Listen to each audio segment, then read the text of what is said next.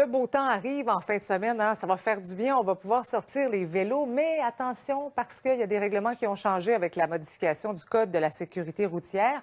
Plus de points d'inaptitude pour les infractions à vélo, mais les amendes vont coûter plus cher, trop cher selon certains. Denis Thériault.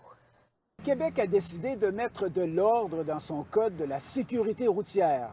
Plusieurs règlements sont changés, sont maintenant plus sévères, mais parmi ceux qui dérangent le plus, ce sont ces règles qui concernent les cyclistes. La facture pour les cyclistes pris en infraction connaît une hausse spectaculaire de 15 à 80 $.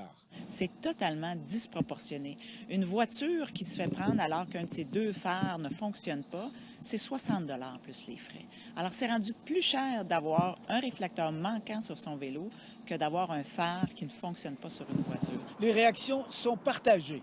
C'est malheureux parce que c'est causé par le fait que les gens, on dirait qu'ils prennent responsabilité quand ils se mettent à payer. Les cyclistes, des fois, ils font pas attention non plus, donc nous, il faut qu'on soit beaucoup plus prudents aussi. Alors, c'est une bonne chose. Moi, je mettrais ça à 500 pour qu'ils comprennent de se tasser du chemin quand on circule. Il y aurait moins d'accidents. Le problème n'est pas là, c'est pas les vélos le problème. Je trouve ça vraiment correct pour eux. À un moment donné, ils vont comprendre. Il faut noter cependant que Québec met fin au point d'inaptitude pour les infractions des cyclistes qui ont des permis de conduire. Un cycliste qui, la semaine dernière, recevait un constat d'infraction, perdait des points d'inaptitude et son assurance pouvait augmenter à cause de ça. Donc, on a enlevé les points d'inaptitude parce que, honnêtement, c'est du vélo, c'est pas de la conduite automobile. Les cyclistes devront faire avec. Ils n'ont plus le droit de porter des écouteurs lorsqu'ils roulent.